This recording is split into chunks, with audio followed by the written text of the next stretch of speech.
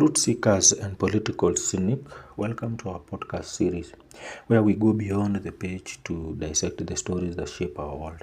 Today, we are not just reading a book, we are embarking on a critical journey into the art of African governance with Paul B Vitta's satirical masterpiece, Fathers of Nations, a glorious, witty takedown of African politics.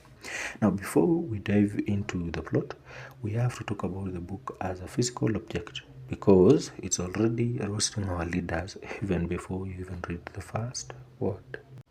First, let us start with the cover page. Now, the cover of this edition is a masterstroke of political symbolism.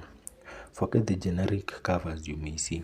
Here, we are presented with a document bearing a bold, official, approved stamp. This represents the status quo, the old way of doing things. But right over it, a hand forcefully presses a different stamp, screaming, rejected. Now, this is the core irony of the novel.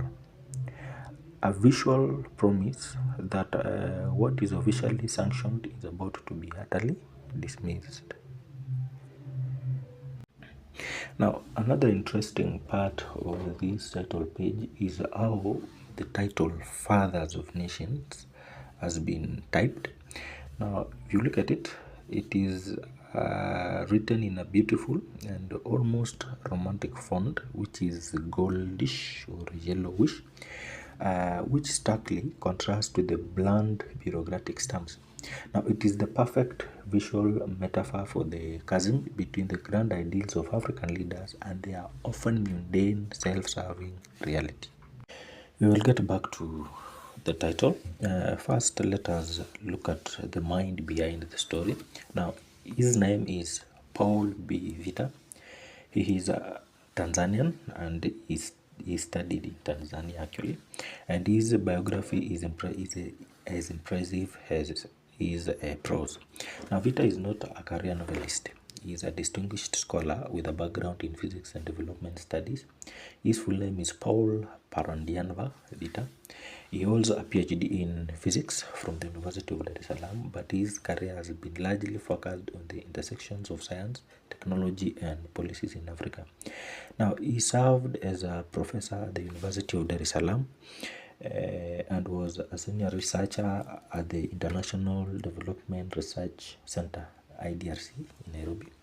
His work has focused on issues of governance, science policy, and the role of knowledge in African development.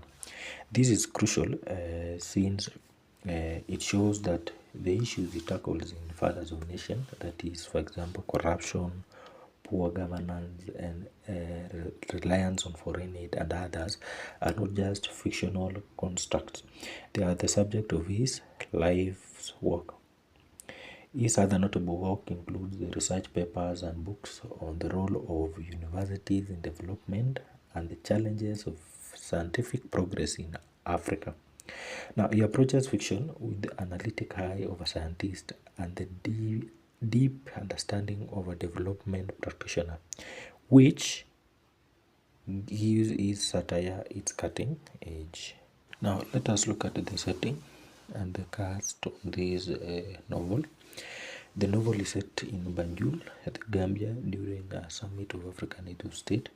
Now, the setting serves as a microcosm for the entire continent. The book itself is a concise read published by Oxford University Press with around 12 chapters and approximately 170 pages. Now, there are interesting guys that we are going to meet, and for example, the first one we have Professor Karanja Kimani from Kenya, the intellectual, and the second one is Comrade Gombile Hemilusi from Zambia, the disillusioned revolutionary. We also have Pastor Chineke Chiamaka from Nigeria, the moral and spiritual voice, Engineer Saif Tahir from Libya, the man of practicality and progress, and representing the establishment and agencies, that is Dr. Abiola Folabi from Nigeria. We will also meet a reporter by the name Mackenzie. She is a local reporter.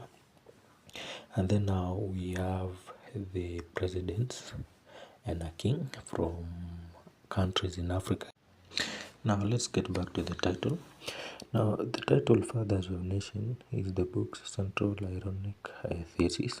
A father of a nation is meant to be a founding hero, a nurturing figure who guides his country to greatness. However, Vita uses use of this title is a biting critique. The fathers in this story are not nurturing their nations; they are neglecting them, running them into the ground with incompetence and greed. Now, I ask, are these men truly fathers, or are they simply figures who have forgotten their children?